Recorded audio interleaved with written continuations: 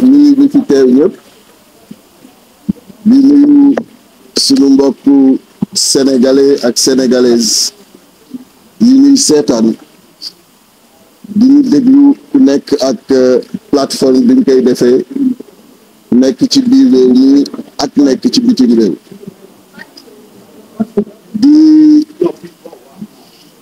dafa baaxagul di leen gërëm aussi ci seen présence massive fii yàlla def na bi ñu génnee élection yi ba tey maa ngi sogaa di def point de presse pour mën a jàkkaarloog sénégalais di gërëm nag sénégalais yépp ku nekk foo ne di la sant di rafetlu taxawaay bi ñu mës a am ci sama wet taxawaay bi ñu am ba léegi ba fépp fu may jaar ñu may laajte fan nga nekk di laaj ci lan nga nekk di leen gërëm ci cofeel boobu di leen gërëm ci bàyyi xel boobu di leen gërëm it ci yaakaar boobu di leen xamal ni fi ñu mosoon a nekk ci seen wet bëgg Sénégal bi defaru li ñu mosoon yitteel moo nu yitteel ba tey amul lu ci deñ dafa fekk rek ni bu nguur ñëwee bees danga koy bàyyi mu liggéey bu nguur ñëwee bees danga koy yombalal jëfam yombalal ko liggéeyam looloo tax juróom benn weer yi kenn dégguma kenn gisuma ma nekk di wax ci lenn xam naa ni am na ay journalistes yu bare maa ngi jéggulu ci ñooñu jéem na ma woo ba tàyyi pour mën a am samay impression ci yenn situation yi nga xam ni xew na mais ku nekk xam na ni defar réew du ñu yomb ku nekk xam na ni indi saafara ci réew du ñu yomb ku nekk xam na ni it mën na bañ gaawee noonu moo tax des fois doy mën a wax fan yi nag gis ngeen ñu bare ñuy daw ci réseaux sociaux yi te wax fa dëgg yàlla dafa baax bu fekkee ni nit ñoo ngi teg tuuma ci sa kaw nga mën ko leeral ndaxte leeral daf ñu war suñu diggante ak sénégalais yi jamono ju ne surtout boo doonee acteur politique doon acteur politique bi nga xam ni ku la mas a xool sa xar kanam xam ni dëgg la xamee ku la mas xool sa xar kanam xam ni fulla la xamee ku la mas xool sa xar kanam xam ni fayda la xamee surtout bu fekkee ni sénégalais yi yàlla def na dëgg rek la ñu bëgg nga mos am rapport de dëgg ak wax dëgg ak ñoom bu fekkee am na yuy daw il faut nga ñëw leeral kenn umpulewul ni ñett at yi yépp ñu génn daanaka suñu vie politique ñoo ngi ko consacré ci défense su Sénégal ñoo ngi ko consacré ci défense su problème yi fi amoon consacré ko ci xeex bi nga xam ni nekkoon nañ ko ak Yewwi Askan Wi nekk ko ak le président Ousmane Sonko et le président Bassirou Diomaye Faye bi nga xam ni tey moom la yàlla jox réew mi ñetti at yi yépp suñu xeex ci loolu la parce que défendre la démocratie dafa ànd ak ay sacrifice et sacrifice yooyu jarul ñu ciy dellu si yépp ndaxte xam ngeen ci lu bare xam ngeen ni ci xeex boobu yàlla def na tëdd naa ci fukki fanu kaso bi nga xam ni yéen a ko couvrir yéen a ko fekke dara ump leen bin may jàpp ci seen kanam la te teguñu ko ci leen ci xeex boobu xam ngeen ni fii ngeen nekk ni tey ci ñetti at yi barricade nañ ko 113 jours cumulés da ngay ñëw rek ñu ni barricade nañ ko pendant une semaine nga ñëw ñu ni barricade nañ ko pendant 15 jours nga ñëw ñu ni barricade nañ ko pendant 3 jours di barricade mais jaral nañu ko ndaxte xeexu askan noonu la mais liñ ci bëggoon rek mooy changement am et changement boobu yàlla indi nañ ko liñ ci bëgg mooy ndam am ci di ñaanal kon ñi nga xam ni changement boobu mi ngi seen loxo yàlla may leen ci ndam lu yaatu ndaxte ndam fu mu jógee rek ndam la bu yegg ci sénégalais yi et sénégalais yi ñoo koy jariñoo danoo doon ñi nga xam ni li ñuy wax toujours mooy lii yittey sénégalais yi mais nag wax fa dëgg yàlla lépp jamono ju ne mën nay rafet lépp jamono ju ne mën nay tegu ci kàddu dëgg xam nga ku xool ku mel ni Déthié Fall ngeen xam ko yàlla def 2 fukki at léegi ci opposition bi te mënoon nekk ci nguur umpalewu leen ni bu ma neexoon ci nguuru président Ablaye Wade benn jamono duggoon naa umpalewu leen ni aussi bu ma neexoon ci nguuru président Macky Sall dugg naa ci parce que bu leen fàtte ni dama ànd ak nit ba mu dugg ci ma pare ci moom des ci opposition kon suñu engagement politique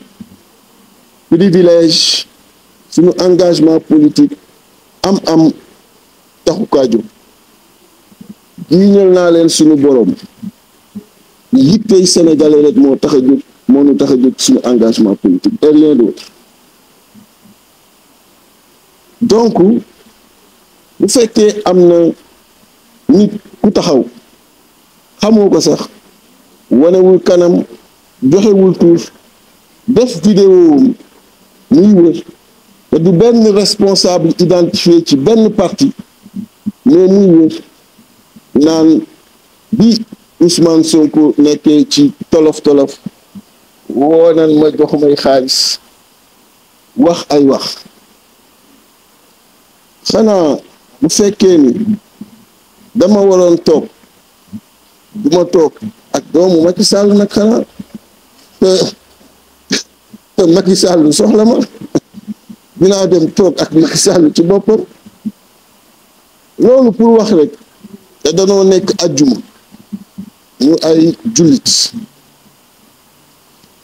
di leen giiñal sunu borom ni doomu Macky Sall bu dul photo ci internet bu dul photo ci seen plateforme mosuma ko gis damañ di leen giiñal sunu borom ci àdduna bu dul loolu mosuma ko gis mosuma ko sax romb ci mbedd ndaxte sama taxawaalu dafa bariwul te ku nekk xam na donc yooyu ñuy véhiculer amul te suñu àdduna duñ ko mos a def au contraire am na yu am yoo leen yëgul yu ñu refusé et devant témoin dinaa leen ci jox benn exemple le 20 mai 2023 je suis très précis à minuit ci kenn bu benn waay xam man ak moom ñu xamante waajooju benn ki nga xam ni man ak moom ñoo xamante kii da ko xam-xam ma woo na ma ñu toog te kii may wax du sénégalais tudd nañ ko fan yii ci dossier bi nga xam ni xaw ma la ci am ak la ci amul mu ñëw ni ma dañ laa bëgg jàppale ci élection présidentielle yi nga jëm te man la ak yeneen homme d'affaires ak yeneen kilifa yu mag ci Afrique ak ci biir réew mi parce que xam nañu ni sénégalais yi bëgg nañ la xam nañu ni nitu kàddu nga xam nañu ni nit ku am crédibilité nga te it umpale wuñu ni yàlla may na la xam-xam ak xarañ pour mën defal réew bi ñu ñëpp dañ koy waxtaanee bitim réew kon dañ laa bëgg jàppale pour élection présidentielle mu ni ma wante comme président Macky Sall xam na ko moom du ma mën a jàppale te man entré wu ma en contact ak le président Macky Sall devant témoin mu ni ko sëñ bi la nga njëkk wax yëpp ni dëgg maa bëgg jàppale ci élection présidentielle képp kuy candidat soxla nga ko wante bu fekkee loolu dafa aju ci toog ak le président Macky Sall xamal ni dooma mos a jàppale bu fekkee dafa aju ci loolu xamal ni dooma mos a jàppale ndaxte xel xalaatul crédibilité bi Sénégalais yi xam ci man nga xam ni mooy daanaka lan ma gën a jàppee ñu may dégg ni toog naa ak le président Macky Sall mu ni ma mën naa ko organiser en toute discrétion mu ni ko du question étanchéité mais question de conscience la et la conscience day doon une barrière quel que soit encadrement bi ngay def ci la nga bëgg loolu di benn mu ni ko beneen bi xam nga ko dama nekk ci combat ci biir Yewwi Askan Wi nekk ci ak ki nga xam ni mooy Ousmane Sonko nga gis li ko président Macky Sall di teg sama xel ak sama conscience mayuma mu nekk ci coono yooyu ma naan maa ngi toog ki ko teg quel que soit lu ma mën soxla ak quel que soit lu nga xam ni moom la ma mën a jàppale mu ne ko sëñ bi waxtaan bi mën na fi am giñ naa ko ci àjjuma ji ci sunu borom ni noonu laa ko wax boobu la toog gëj a am ki fekkee waxtaan boobu di suñu xarit ñu ñaar bi mu ko gëjee sama kër matul weer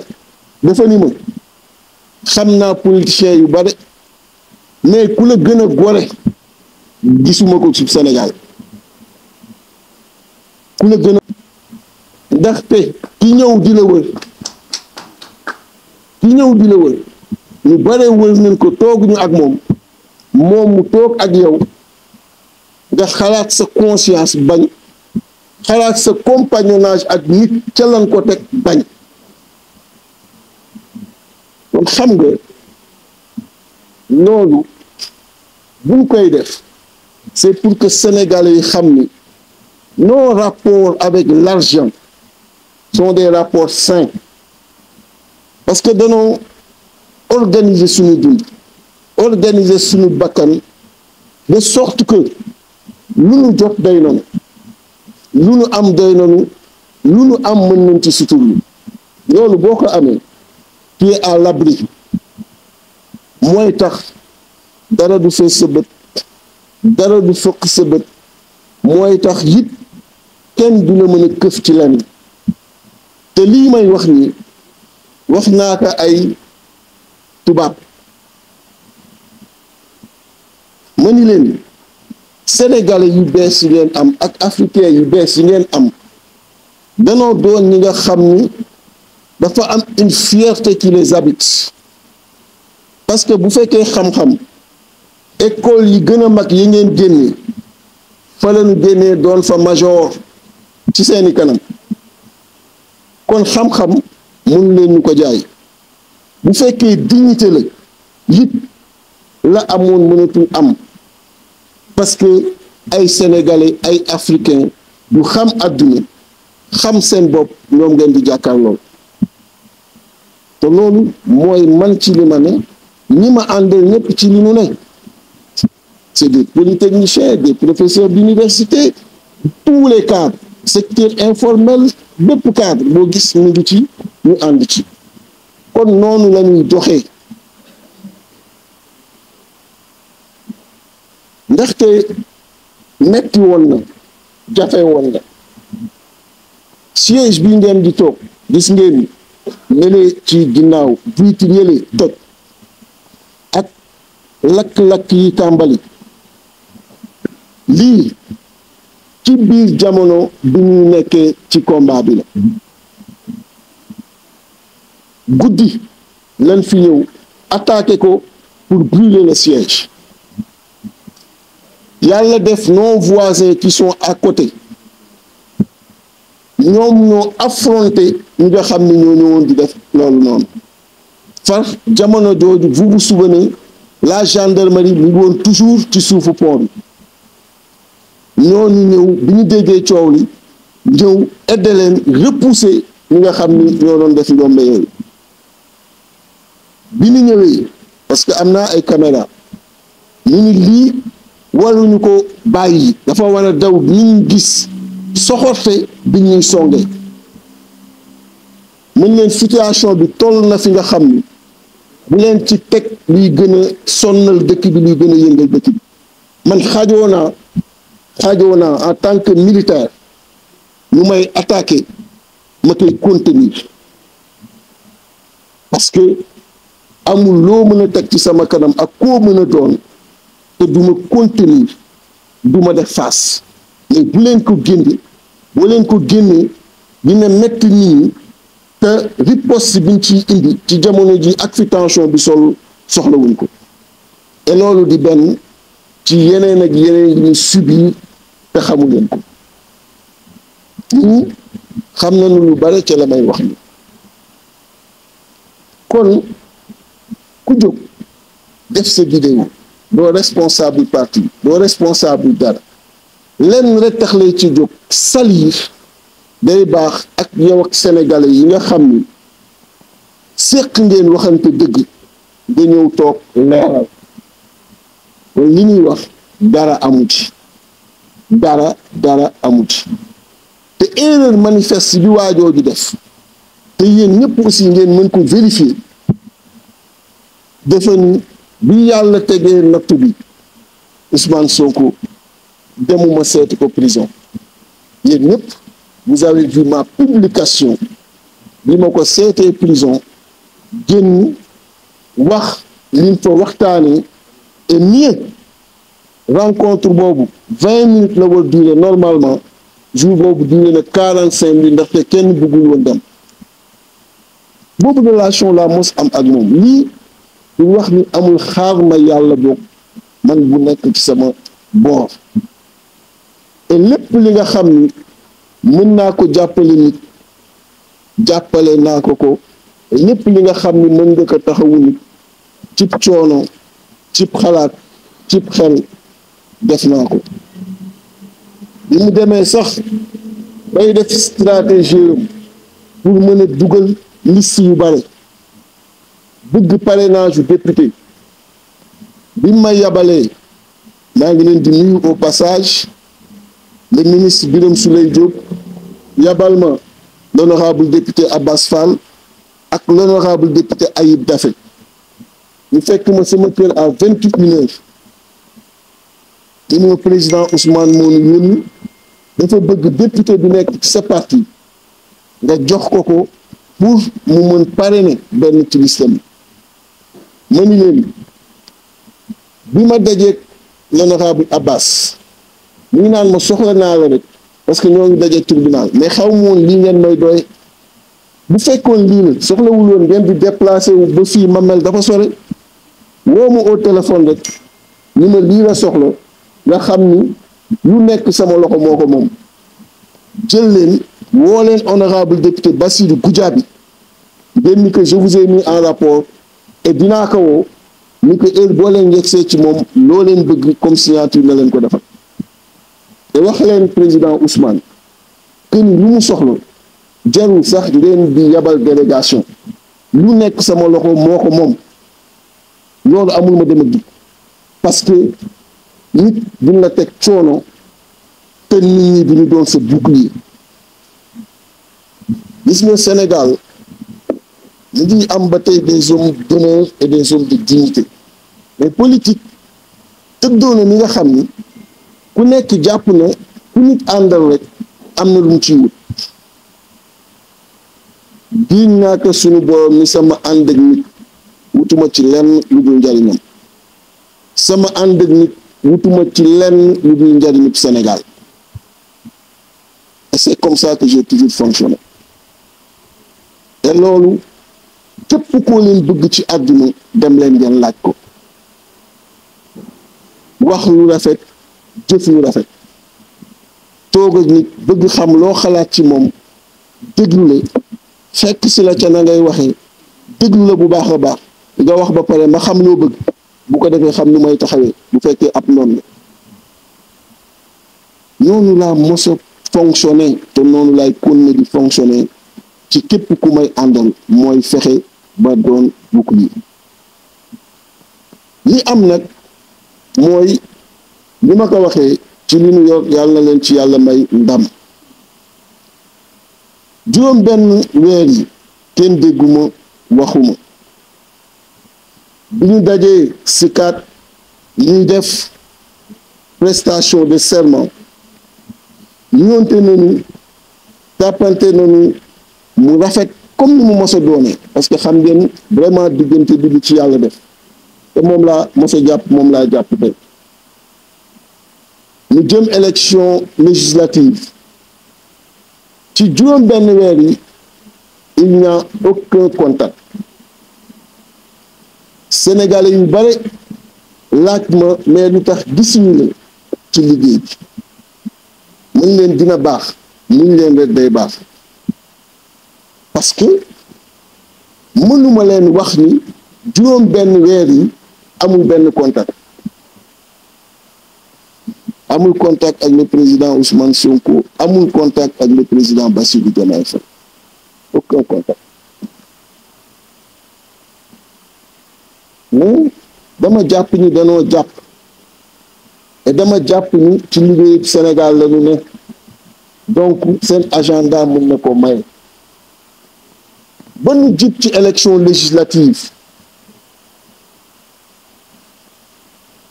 des tentatives de contact ont existé et tentatives de contact yooyu aboutir on est un parti politique et wax fa dëgg yàlla am nañu lu ñu bëggal Sénégal am nañu lu ñu xam ci biir Sénégal am nañu lu ñu mën a wax pour Sénégal am nañu lu ñu mën a jëf pour Sénégal ñaar moo fi des taxaw ni doo dem élection wala nga organiser wu ak ñi nga xam ni mën nga organiser ñoom pour dem élection pour mën a la nga xalaat ci réew mi la nga bëgg ci réew mi nga mën au niveau du parlement di ko wax pour que nit di ci bàyyi xel di ko jëfee parce que bu fekkoon contact am na foofu nga koy waxee bu fekkoon concertation association am na foofu nga koy waxee mais bu loolu amul ngay acteur politique am loo xam am loo bëgg wax ci Sénégal bu élection jotee daa def coalition pour ñi nga xam ni ay boroom xam-xam lañu yàlla may leen ñu xarañ ñu mën a dem au parlement représenter Sénégalais c'est comme ça donc balaay problème bi am day fekk sax xanaa contact am y a pas de problème pas en tout cas à mon niveau et c'est comme ça qu'avec le PUR avec Taxawu avec aussi ñi nga xam ni ñoo ngi woon déjà en coalition muy Thierno Bocoum Bougane Pape Djibril Fall Anta Barthélémy nga xam ni tàmbali woon noonu waxtaan former seen bloc ñu def jonction pour mën a am ay député pour mën a wax ak Sénégalais yi porter seeni préoccupation au niveau du Parlement lii la mbir yi demee bu leen ci wax leneen rek xam leen ni mi ngi jéem a jaxase wala mi ngi jéem a indi lu jaaduwul ci xel parce que leeral dafa baax boo ko deful rek ku nekk ni muy interpréter surtout bu fekkee ni nit toog na xamoo kan la def audioom sànni mel ne dafa am loo def Ousmane ci ginnaawam wala nangam sàngam mosuma toog ak doomu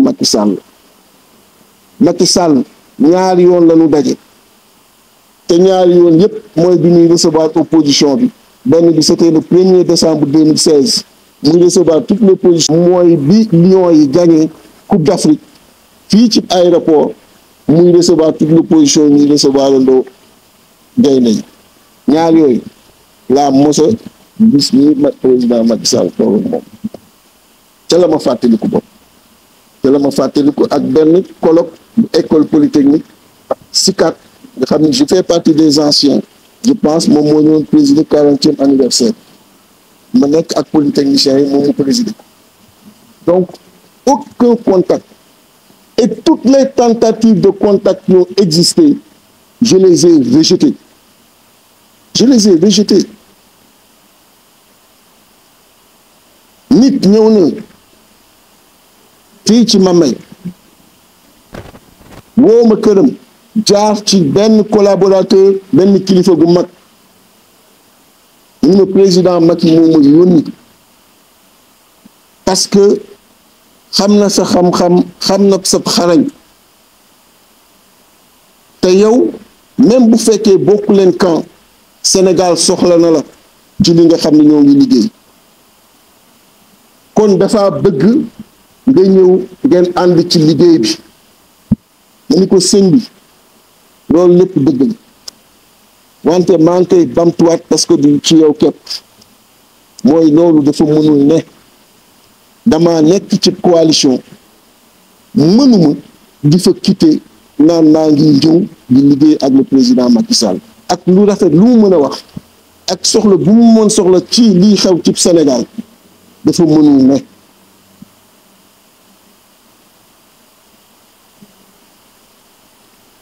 ngeen jàpp te loolu dafa baax te loolu sénégalais yi ñoo ko moom muy sama wàll di sama cër fi sama digganteeg ñoom ni àdduna du am mukk tey ak suba ba ma war xaju sama yaram dafa xaju ci sama yaram gis nga am na ñu nga xam ni valeur ci ñoom du xaalis valeur ci ñoom du matériel am na ñu nga xam ni valeur ci ñoom mooy lépp li nga xam ni àdduna ca la ñu xamee woon Sénégal mooy dignité et honneur loolu moo fees ci ñun loolu rek la ñuy doxee ak koo mën a doon ci àdduna loolu rek lan lay wan ci sa kanam dignité ak honneur loolu dama bëgg mu leer parce que doo mën après lépp lu ñu indiwaat ngay ñëw toog di wax parce que baaxoowu ma noonu sama kàddu barewul sama jëf moo ëpp wante bu fekkee jàkkaarloo nga ak ay sénégalais yu am confiance ci yow dëgg la sopp la di la ko woon fépp bu fekkee mbir am na da nga xam ni ki ko def bu benn responsable identifié day baax nga ñëw leeral donc awma benn problème ni ak Ousmane ni ak Diomaye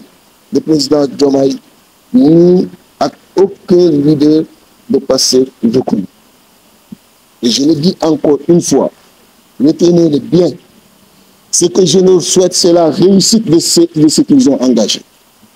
retenez-le bien ce que je leur souhaite c'est la réussite de ce qu'ils ont engagé ce que je sais aussi dëgg bi ngeen ma xamee lépp lu ma jàpp ni baax ni dinaa ko wax lépp li ma jàpp ni dañ kaa war jubbanti defar ko it dinaa ko wax loolu mooy li caat kon daal jàpp leen ni dara lu ñaaw amul jàpp leen ni dara lu dul ànd ak nit ñetti at protéger ko ci la nga mën ak na nga ko mënee na nga ko xalaatee ak la nga yor loolu la ñu def te it duñ ci mos a jóg ak kenn ki nga xam ni daanu ànd ak moom loolu mooy dëgg ci leneen loo leen dégg du dëgg te lii dafa waroon nit ñi xam ko parce que mënuma di ànd ak nit di wax lu moom ci lu rafet jékki-jékki gisaguma lu war lu ñaaw lu am ngay jóg di xalaat mais bu amee it daan wax lañ ci xalaat bu demee ba loolu am daan ca wax lan ca xalaat ak ni ñu tàmm di waxe dëgg cib aussi yar ak fulla daan ko def buñ ci toll donc loolu aussi dafa baax ñu leeral ko kon di leen gërëm bu baax di gërëm sénégalais yi ci teewlu bi ñu résumé que en français très rapidement.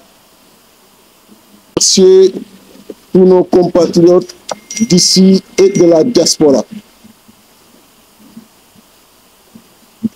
qui m'ont beaucoup soutenu lors de la présidentielle. J'avais en son temps produit un communiqué publié sur ma page Facebook, mais également publié sur toutes les plateformes de la presse pour leur exprimer mes remerciements les plus sincères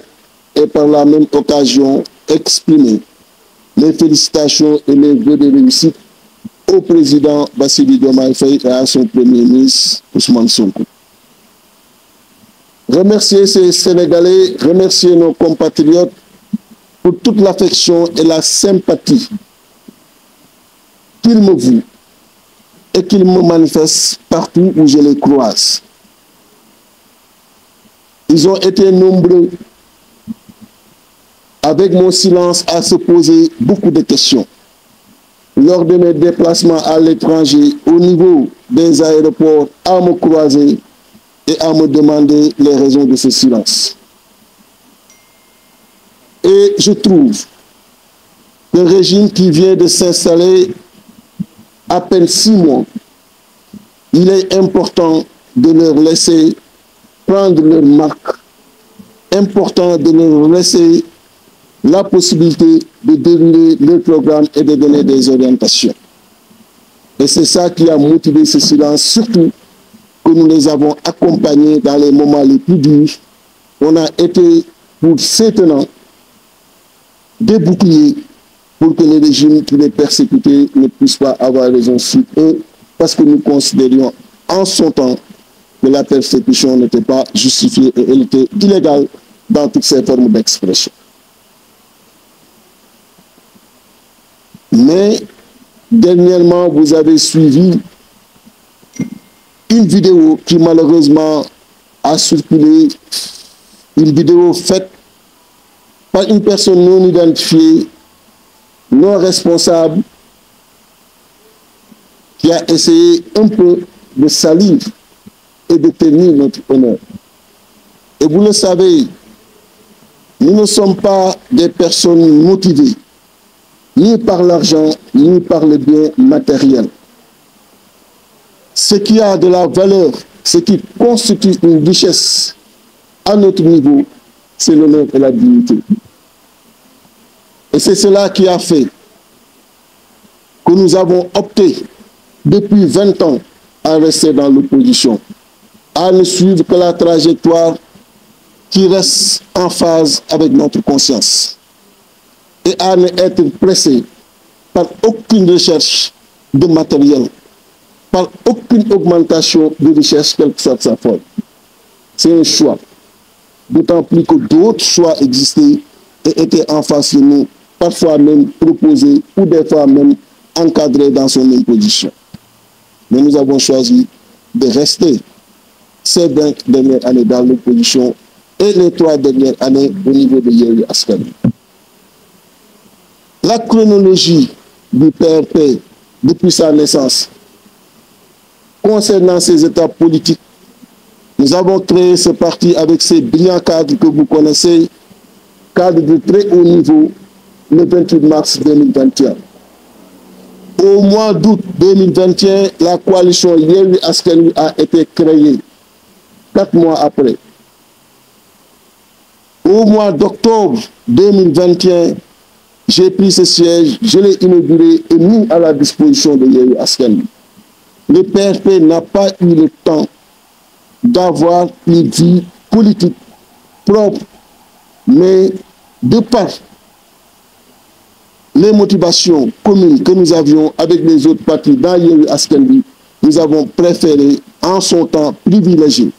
ces ambitions communes que de travailler pour le développement du parti PRP. Et vous avez tous suivi ce qui s'est passé depuis lors. moi qui vous parle en tant que leader de ce parti,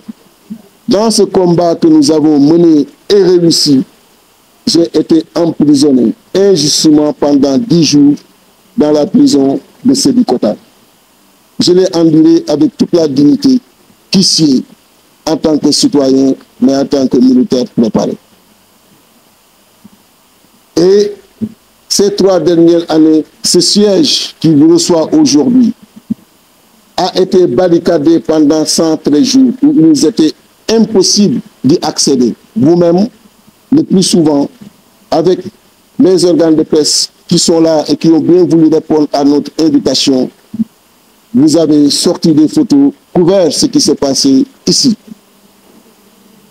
On a attaqué ce siège, j'en ai pas parlé en son temps, parce que je ne voulais pas alimenter encore le feu qui couvait le pays. Si ce n'était l'intervention de nos voisins et l'intervention de nos forces de défense et de sécurité, principalement la gendarmerie qui était postée sous le pont, pour repousser ces assaillants, ce siège-là serait ce jour-là complètement réduit en cendres. Et j'ai remercié ces FPS. Le lendemain, quand nous sommes venus, il nous était possible de sortir les vidéos. Mais je leur ai dit, dans cette situation, il ne faudrait pas perturber et mettre les populations davantage en colère. Il faudrait me laisser contenir ces situations. Et ce n'est pas la seule que j'ai vécue. Il y en a d'autres dont j'ai été victime, mais j'ai préféré les taire, les contenir, les endosser. Parce que c'est ça aussi la responsabilité. Nous mais tu l'endosses. Nous avons connu cela. Mais dire que Déthié Fall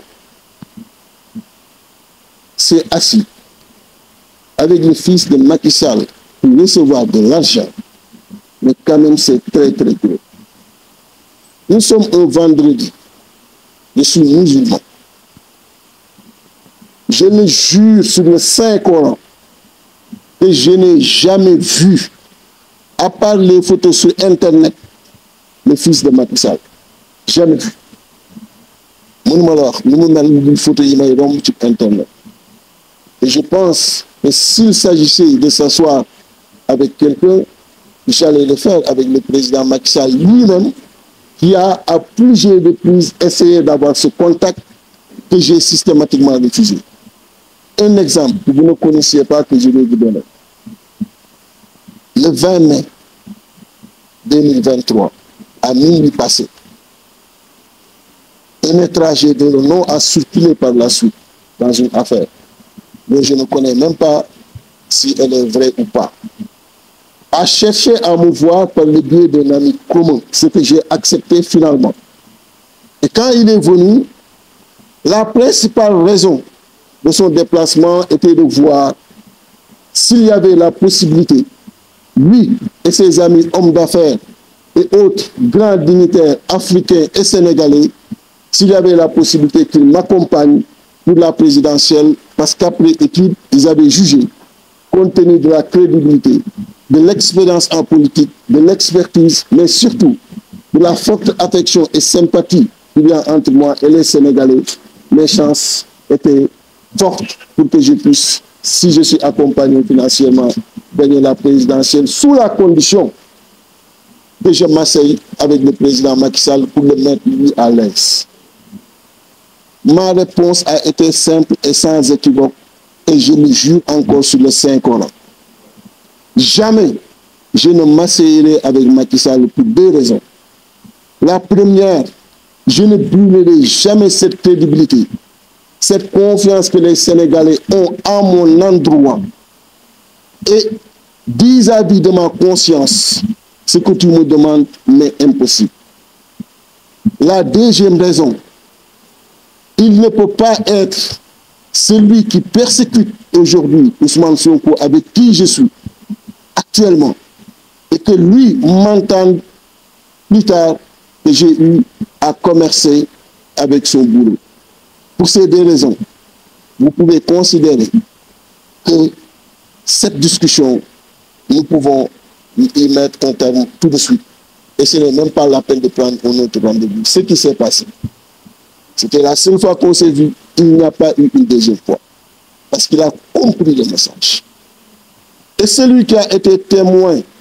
de cette discussion, notre ami commun, ça fait juste un mois qu'il est passé à la maison pour me dire une chose. J'ai suivi beaucoup d'acteurs politiques. J'ai été en contact avec beaucoup d'acteurs politiques. Mais je vous le jure, il y en a peu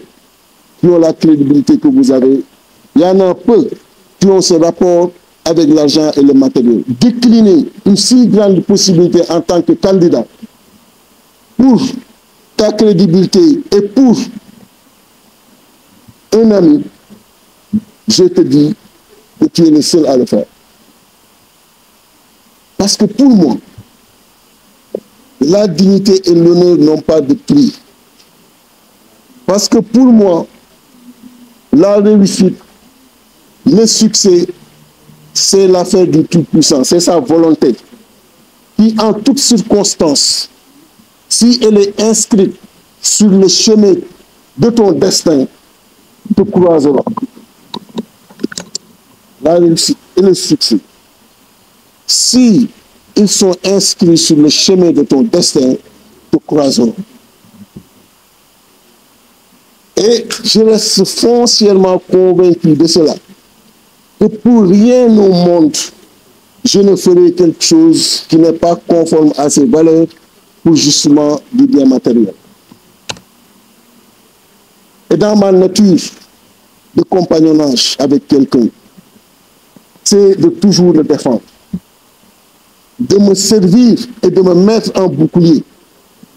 d'ignorer mes intérêts personnels, d'ignorer l'intérêt de mon parti, pour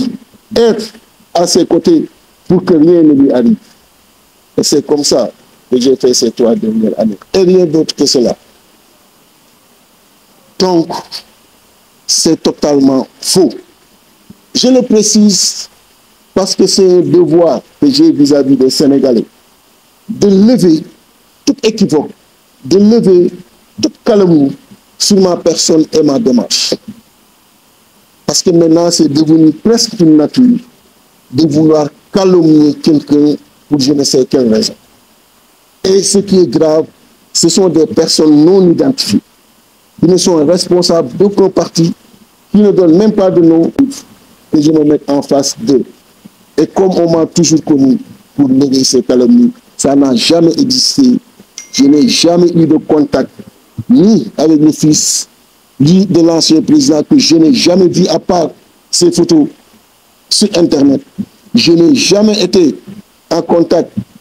commercial avec le président Macky Sall. Les 3 contacts dont je me souviens, c'est quand il nous recevait le 1er décembre 2016, toute l'opposition au palais, après le dialogue politique. Le deuxième, quand il présidait le colloque des polytechniciens au CICAP. Et le 3e contact, quand les Lions ont gagné la Coupe d'Afrique. Et à l'aéroport, opposition et pouvoir, nous avions convenu devant tous les caméras de recevoir et d'honorer cela qui venait de le faire pour nous et pour l'Afrique. À part cela, il n'y a jamais eu de contact. Il a essayé, à un moment, de me mettre dans son gouvernement. Il a envoyé quelqu'un un message qu'il a bien voulu me faire parvenir sur son intention, avec les ambitions qu'il a pour le pays et l'expertise qu'il me connaît, d'être à ses côtés pour travailler pour le pays. Mais pour les mêmes raisons que j'ai évoquées tout à l'heure, pour celui qui a voulu financer ma candidature, pour ces mêmes raisons, j'ai dit à ce dernier qu'il m'était impossible de collaborer avec lui, impossible de travailler avec lui dans le gouvernement. Et sur cette même audio qui circule, on m'a dit que je n'ai jamais rendu visite à Ousmane Sonko quand il était en prison. Et vous tous, vous êtes à l'aise parce que vous avez été témoins et vous avez couvert cette visite. Vous êtes suffisamment informés pour savoir que c'est faux. mais je lui ai rendu visite, une visite dans une parfaite cordialité, parce que les visites en général ne durent que 20 minutes. Et ce jour-là, on a été en entretien fraternel pendant au moins 45 minutes. À plusieurs reprises, le garde pénitentiaire est venu pour justement nous signaler que l'heure venait d'être dépassée. Donc pour dire qu'il y a une succession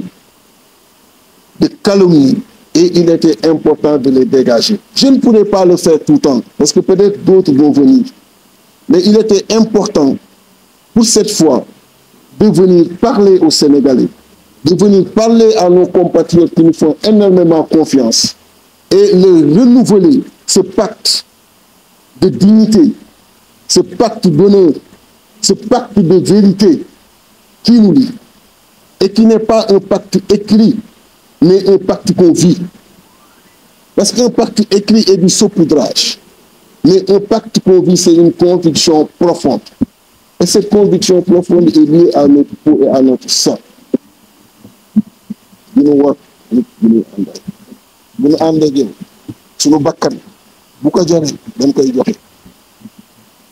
quand on était dans les convois, vous me voyez toujours expressément. Soit je me mets toujours devant, ou je me mets toujours derrière. Mais si vous avez un débordement, j'arrive. Parce que si vous avez un bakanam, c'est comme ça.